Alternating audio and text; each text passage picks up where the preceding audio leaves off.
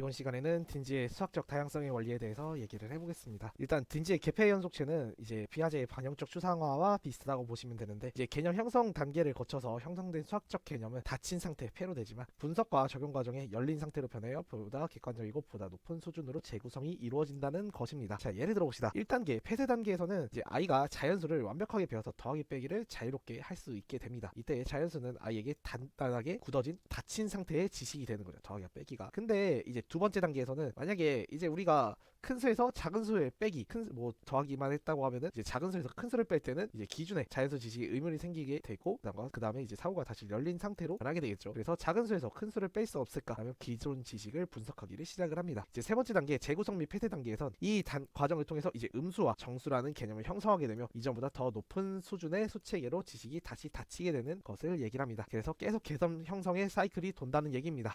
그 다음에 이제 수학적 개념 학습 과정의 6단계를 보면은 자유놀이, 게임, 공통성 탐구, 표현, 기호와 형식화 단계가 있죠. 자유놀이 같은 경우는 아동들은 구조화되어 있지 않은 조작이나 실험 활동 등 많은 구체적인 자료를 자유롭게 대하는 시기를 얘기를 합니다. 자, 예를 들자면 뭐 도형을 보면은 개수나 모양, 뭐 크기 등 여러 가지 주어진 구체물을 막 놀이로 경험하는 것을 얘기를 하는 겁니다. 그 다음에 두 번째 게임 단계에서는 아동들은 자유롭게 놀이를 하는 가운데 점차 어떤 규칙성이 있다는 느낌을 갖게 되는 시기를 얘기를 해요. 그래서 예를 들자면 어떤 도형은 이제 각진 부분이 없다거나 모양의 차이가 있다는 것을 인식하는 단계입니다. 그 다음 세 번째 공통성 탐구 단계에서는 여러 구체물 속에서 공통적으로 들어있는 특정 개념의 수학적인 구조를 파악을 하기 시작하는 거예요. 그래서 네모 모양은 꺾여지는 부분이 네구대라는 거고 원의 모양은 그런 부분이 없다는 것을 명백하게 인식하는 단계입니다. 그 다음 표현 단계에서는 개념의 공통성을 적절한 방법으로 표현하는 시기를 얘기합니다. 예를 들자면 네모 모양이나 세모 모양, 둥근 모양 등 이제 나만의 방식을 이용해서 다양한 방법으로 표현하게 되는 거죠. 그 다음에 다섯 번째 기호화 단계에서는 자신만의 적절한 수단으로 표현한 개념을 수학적인 기호를 이용해서 표현을 하는 겁니다. 이제 도형 개념에서는 이제 네모, 세모, 동그라미 또는 사각형, 삼각형, 원 이렇게 약속된 기호 등으로 표현을 이용하도록 지도를 하는 단계를 얘기합니다. 그 다음 형식화 단계에서는 아동이 추상한 개념의 수학적인 구조를 파악하고 이 개념이 갖고 있는 여러 성질을 체계화하게 되는 겁니다. 그러니까 뭐 삼각형과 사각형 사이 관계나 이제 삼각형의 성질, 사각형의 성질 등을 파악하게 되는 단계를 얘기하는 겁니다. 네, 이번 시간은 여기까지 하겠습니다.